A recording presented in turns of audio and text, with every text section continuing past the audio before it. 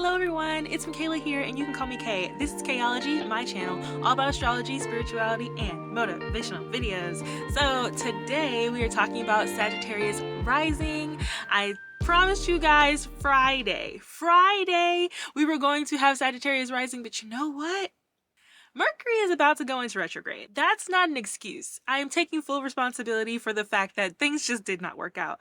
But nonetheless, here we are. Here it is. Okay, if you don't know what your rising sign is in astrology, it is determined by the time of your birth. It was the sign that was coming over the horizon at the time of your birth, right? It is the most detailed part, I believe, of your birth chart because it determines the rest of your houses out of the 12. Your rising sign determines the look of your body, your lens determines how you're comfortable presenting yourself to people. Your rising sign is uber duper important, and if you have a Sagittarius rising or a Jupiter in the first house, let's talk about what this means and what this looks like for you. Sagittarius is symbolized by the centaur, okay? Half man, half horse, if you will, okay? Usually if you don't see that with Sagittarius, you will see the bow and the arrow. These things for Sag have, I believe, multiple meanings. When I look at the centaur, I think of like someone who is adventuring, okay? Like you're looking for experience. So they're a mutable fire sign, which is described as a wildfire, meaning that it's always moving and it cannot be put out, okay? I don't know if y'all seen those like California wildfires, but they take forever to be put out. So much so that they have to like start another fire just to burn out the place before the fire gets there. And Jupiter as a planet is described as the fun planet, okay? The good luck planet, the planet that God goes to party and to really enjoy himself, okay, metaphorically. But it's the planet of joy, pleasure, wealth, abundance, as well as spirituality and truth. So all of those things are good representations of Sagittarian energy. But let's not also forget these other keywords of belief, godhood / mastery, expansion, wisdom, higher knowledge, travel and culture, authenticity, trendsetter, philosophy, and curiosity. So the soul of a Sagittarius rising is one that looks for truth and purpose. It is so important for a Sag in the first house, a Jupiter in the first house, to seek out a lifestyle of purpose. Like what sets you ablaze? What makes you passionate? What can often happen with a Sag rising when they're not happy, and I see this with Sag energy all the time, it's like Sag, when they're not passionate about their lives, they become extremely bored. They become kind of very lackluster. Even they can be some bullies, y'all. Like they can be very just like irritable with life until they find their thing that makes them happy, that makes them, passionate and excited to wake up every day. Now, at the highest vibration, we have someone who, once again, very optimistic, okay? Very bigger than life personality. They're super funny. I mean, Sag can literally laugh you down the street. Like they're hilarious. They have amazing stories and life experiences that will have you rolling. They are kind of similar to Leo rising in the sense that they are just very lighthearted. They like having fun. They like enjoying themselves. Nobody's going to party like a Sag, okay? They're going to party like it's going out of style. They love to have fun, y'all. They love to keep things lighthearted and they love to enjoy their lives. They love meeting new people, talking to different types of people. They might even have a crazy friend group or crazy friends that are all just a little different, a little wacky, okay? They love people who have different perspectives and different ways of life, right? Because Sag energy is ninth house. They're very cultured. They love people from different cultures. They could even have friends who live in different countries because of that Aquarius third house, right? Sag in general on the first house, that's like Jupiter. Once again, Jupiter in the first house. So you have a lot of energy. You have a lot of energy. I almost ask myself, do Sagittarius rising sleep? Every Sag friend I've ever had, they don't sleep and they'll have like 2 or 3 jobs. And I'm like, dude, like, they go out, they have multiple jobs, they're always doing something, they're always going somewhere. I'm like, when do you sleep? When do you sleep? Like, even Sagittarius rising with like an earth sign, because you know earth makes you more grounded, it makes you more willing to kind of like have a schedule.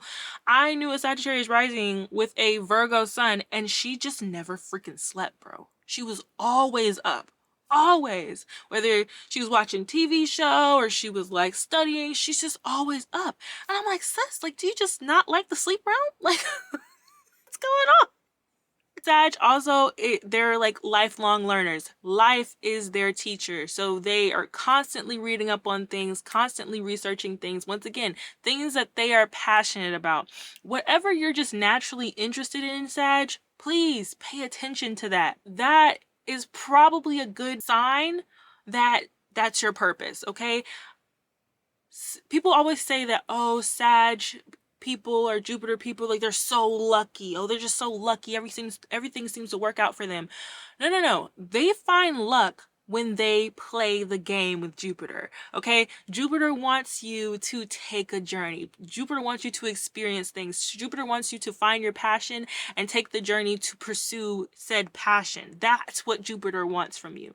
When a Sag starts doing that, when a Sag starts playing the game with Jupiter, things will start to fall into place from what other people see from the outside, right? People will be like, oh my gosh, Sag got a new job. Oh, Sag is doing this now. Oh, Sag makes content. Or Sag is doing A, B, C, and D. And it seems like everything's working out for them. They look like they have so much money. They look like they have all these opportunities. Oh my gosh, Sag just didn't have to do much. It just came to them. No. I don't think people realize, because I think Sag has a way to make things look easy. Jupiter in the first has a way to make things look really easy. I have a Jupiter in Aries. So it's like, it's kind of a synonym to the Jupiter in the first house, because first house does represent Aries, but like it's kind of not at the same time. You make things look easy to other people. Like, if other people had to live your lifestyle, I don't think they would be able to do it, okay? Like I said, Sag doesn't sleep. They're always doing something. So if people really had to live your life, they wouldn't be able to do it. But yet, from the outside looking in, Jupiter just makes things look like they're falling onto you and that there's like a halo over your head and everything's just like perfect in your life. And in all actuality, no, you work pretty hard. You work pretty hard, okay? So, you know, I'm pretty sure you're not really concerned about those people. Sages, they kind of march to the beat of their own drum, similar to an Aquarius.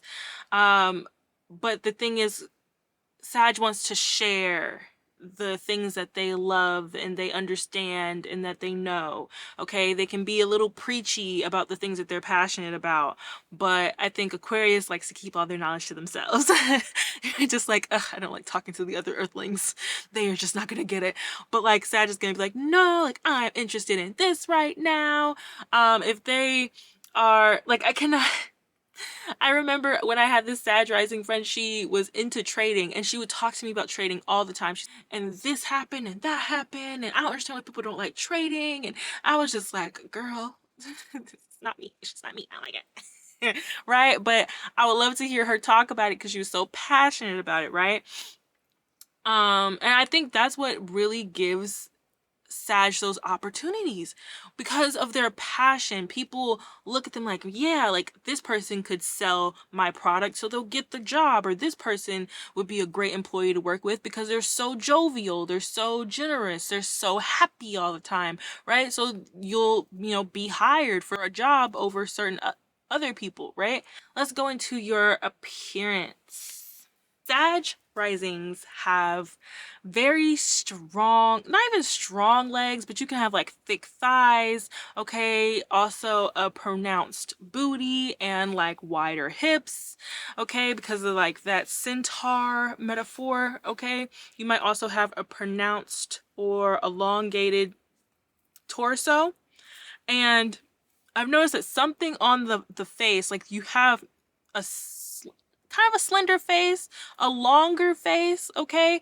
I've even seen Sages that have just like long, skinnier bodies, and also Sages that, once again, it's like a long, skinny body, but you still have like a little bit of extra in the thighs, right? Even muscular thighs. I've seen Sages that have big teeth, okay? Big teeth or just pronounced eyes, but you also have a very friendly face. Like you seem, it's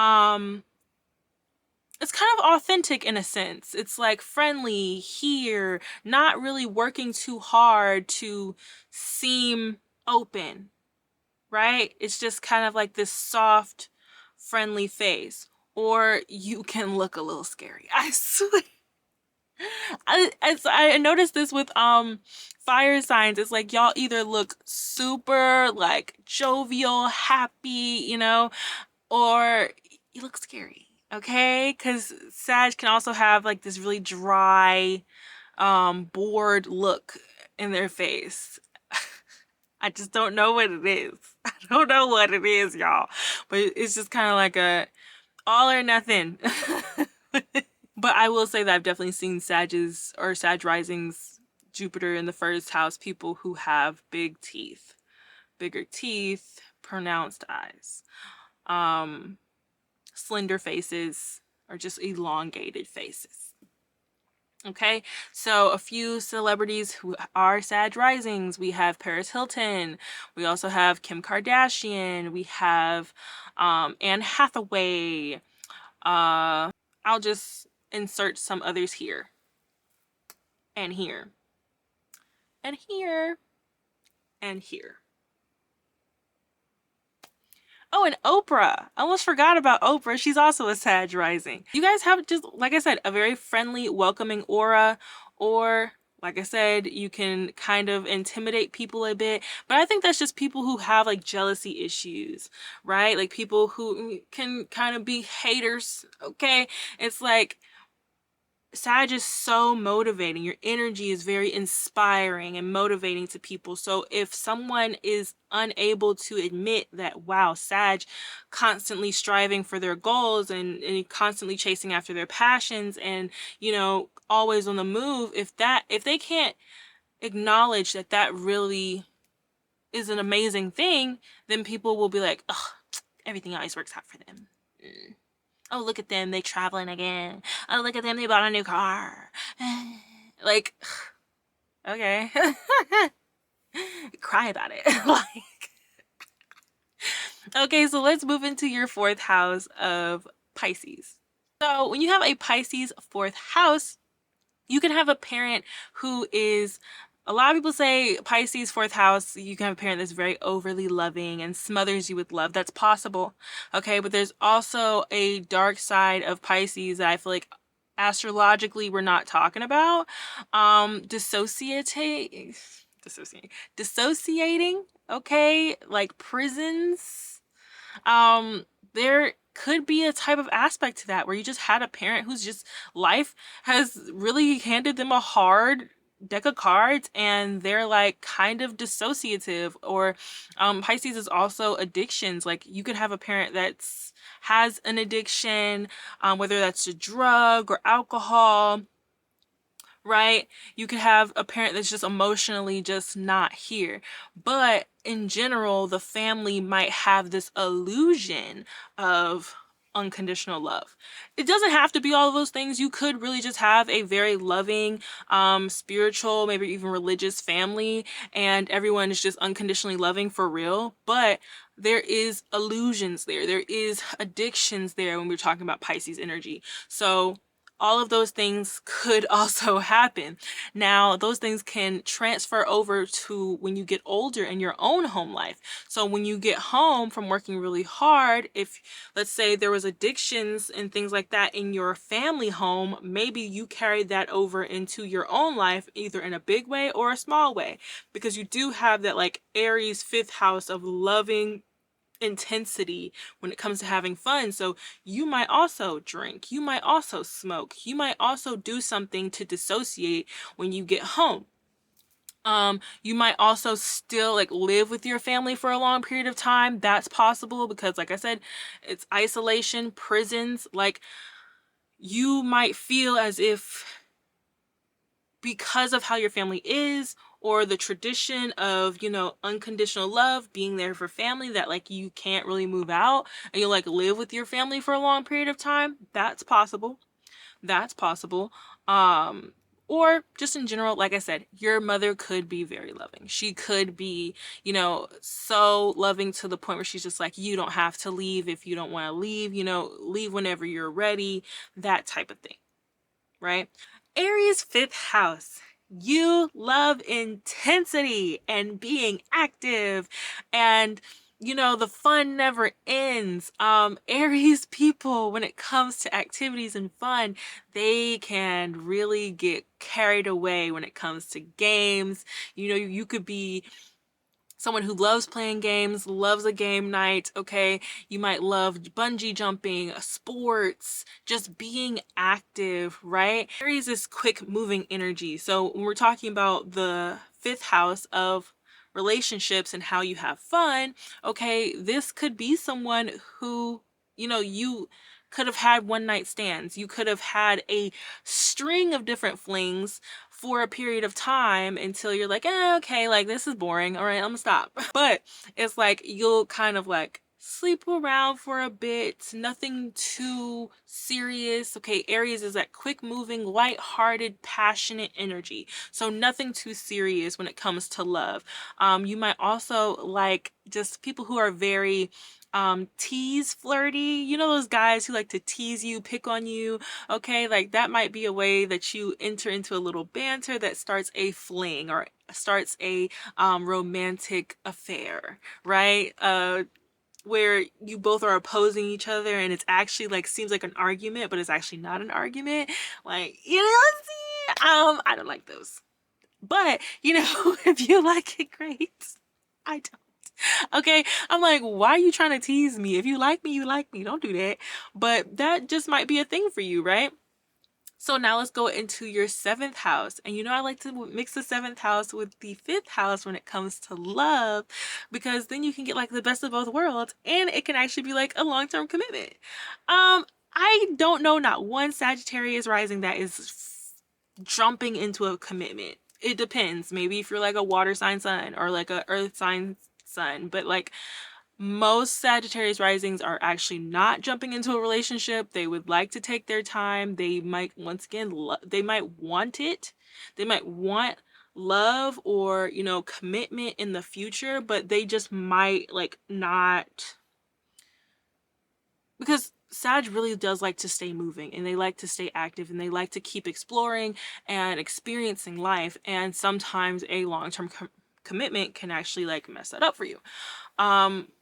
So with the Gemini 7th house, you could like friends that are very lighthearted, youthful, people who are brainiacs, people who have like a lot of different opinions about the world, about politics, about society, people who always have something different going on. Because I don't know if y'all notice, it's something about Geminis and Leos.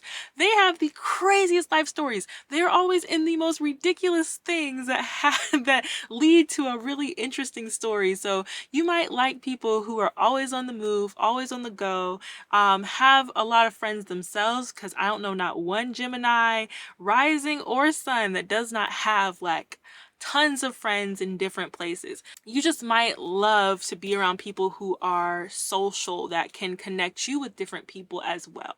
Okay. And when that comes to your love life, this is somebody who is intellectual and in a way, who is youthful, who is smart, who is in some senses like eccentric. This could lead to maybe like a love triangle, because Gemini does represents like the twins. So this could be like love triangles or love drama. But Geminis themselves can be very lighthearted, and I think that this is a relationship that would be a lot of dating, a lot of talking, a lot of going through different things, maybe disagreeing with a lot of stuff, because Gemini can have their own opinions about things, but yet like Sagittarius can have their own opinions about things, and Sagittarius, like, they love to listen to other people's opinions, but they don't just like change their opinion quickly. Like they have their own way of thinking about things or their own beliefs. And I don't know. It's like Gemini would be like, why do you believe this? Well, how did you come to that belief? Well, I believe this, and I read this that told me this, and that's why I believe it. So, I mean, I get what you're saying, but I think this is actually right. Sag would be like, okay, that's it. Because that's not what I believe. Now, the lower vibration of Sag will be like very preachy and like my way or the highway. Either you believe what I believe or you're stupid. It is what it is. We're mixing the Aries energy with the Gemini energy. This is a brainiac with a little bit of fire, okay, with a little bit of passion. Okay, this is somebody who is not afraid to fight for what they believe in or what they've researched and known to be true. This is someone who is extremely youthful, lighthearted, and honestly just a social person. Someone who is probably always hanging out with friends or talking to someone about something or debating someone about something, because Aries loves a good argument. Aries loves a good debate. Okay, if you know what I'm saying. So this could be a hothead, but a very intellectual and smart hothead. So it's not going to get too crazy because they know how far to go, if you know what I'm saying. But this is definitely a very, very smart person. So let's go into your 10th house and then talk about your 9th house to your 10th house, okay? As you all know, 9th house, or you might not know, but the 9th house is your higher learning that takes you into your career and reputation of the 10th house. Your 10th house is in Virgo.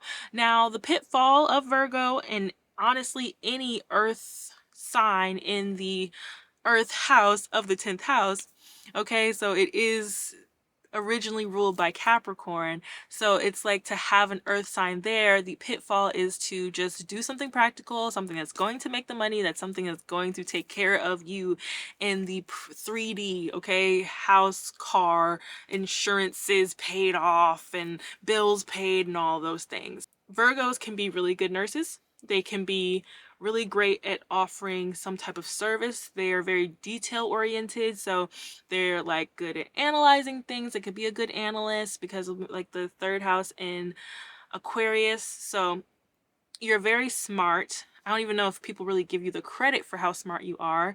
Working with computers. You could also be an editor or a writer, because Virgo does represent Mercury, and that's like talking, writing. Also, when we talk about Mercury, people always want to say teaching, so it's possible. It's possible. But just something that is very practical. But if you try to go into your 10th house without acknowledging the Leo, okay, self-love, fun, being lighthearted, being practical is amazing and it's great, and it's practical, okay, it's good. But passion is so important to Sag, and that's why I mentioned it so much earlier. Sometimes Sag will tinker with something that they're passionate with for a long time, okay? And especially with that like Scorpio in the 12th house, you might have talents and different things that you do that no one knows about, things that you're interested in that no one knows about, okay? And it might take Sag risings a long time to really broadcast the things that they love and that they are interested in. Of course, life experiences happen and they kind of stunt you to where you feel like, I can't show this to anybody. This is just a secret now. Like, this will not be seen by anybody, right? So, what Leo in the 9th house is telling you to do is to trust that you have enough, you know enough, and you're good enough to broadcast what you have been working on, okay? If that's content making, because usually there is something creative that Sag wants to do. So if that's content making, if it's filmmaking, if that's writing, if that's um, carpentry, because you do have Capricorn in the second house. So it's like building. So you literally could be an architect or something like that. Instead of stepping out and like just showing what you have, Sag would be like, no, it has to be perfect. I have to master it. Okay. I have to be perfect. I have to be a god. I have to show people. I have to start at the top. That's sometimes where Sag will go. Like, I have to be amazing off rip. And that's not fair to yourself because it doesn't give you room to grow. And Sag will feel almost like, well, if I'm not perfect and everything isn't well put together, I can't start the business until I have a website and all of these different things. Like, I can't, start taking clients until, I have the perfect space to do everything. And in all actuality, you're good enough right now. Like, whatever you're passionate about and you've been working on it for a period of time, I'm talking to a Sag out there. Okay, hear me. You're good enough right now. You're good enough right now. And it actually takes away the opportunity from you because ninth house, if you master the energy, it can open up the opportunity for the 10th house. Okay, because what's Sagittarius energy? Ninth house energy, opportunity. So if you allow yourself to express your creativity, to express yourself loving who you are and what you have to offer, and express it to everyone else, you'll be surprised how much people will actually support it. And then over time, as you're being consistent, okay, as you're offering what you have to the world, boom, your reputation in Virgo is set. And people are like, this person's so detail oriented, this person offers great services, this person has a great business, this person has a great talent, and I love to come to them for this very specific thing. And you'll be known for the thing that you do every day that you have been hiding for a long period of time and finally showing to everybody. Like, now everyone knows you for it. Look at there. But it never happens until you like ease up on yourself and realize that you don't have to be 100% perfect. Sometimes all of the work that you've done up until now is good enough. Just show everybody. Just show us. Show us. We want to see it, okay? So when I mention 12th house energy, okay, there's a lot of different things that this 12th house represents, but in this scenario, I am mentioning it for the deepest wounds that we have pushed down and disconnected from, right? The reason I mention these things is for us to slowly pull out our little darkness from our closets, air it out, and release it and letting it go ever so slowly so that we can be free to be our full self. And what Sagittarius risings struggle with is your Scorpio energy is like your unseen world. Okay, it's death and rebirth. It is where your traumas go to rest, right? And you could have gone through some type of like experience when you were younger that you completely just disconnected from. And it could have made you feel powerless. It could have made you feel like, because when we're talking about Scorpio energy, we're talking about control, we're talking about power. So you could have gone through abuse either in this lifetime, or if you believe in past lifetimes, centered around power struggles, where maybe you had a parent or you lived with someone that you had to depend on and they took advantage of you. Okay, and trigger warning, when we're talking about Scorpio, we're also talking about sex. So this could have been sexually, right?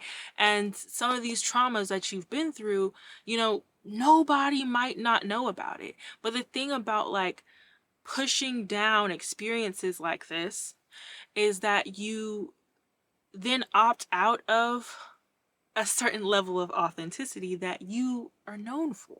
Okay, you actually miss out on intimacy, really sharing your whole self with people. This can actually build a shadow self within you that most people don't know about, okay? This shadow self can come up when you are feeling powerless, when someone triggers this feeling in you. I have been through a situation like that with a Sagittarius rising where I think I triggered them.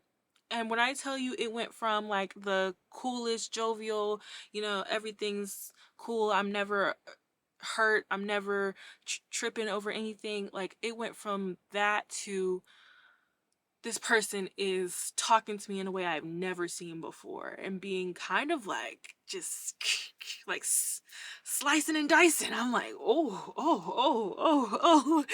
And it was a very crazy experience. But I realized from like doing this research that, I triggered that person. And when you have a placement in your birth chart, because I have like Scorpio moon, so I think my Scorpio triggered that Scorpio in the 12th because I didn't like basically the way I was being treated. So I left, which in case I took back my quote unquote power in the relationship, and she, I think, felt powerless. So she instantly kind of like, bah, bah, bah, bah. And I was just like, whoa, like this is crazy. This is a completely different person.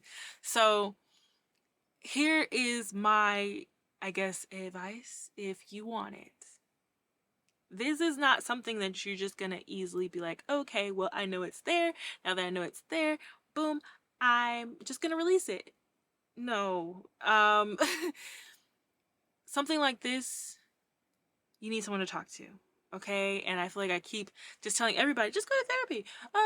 Just go to therapy. But more than that, it's finding someone that you truly trust to talk to and being patient with yourself when it comes to opening up about these experiences and about these situations.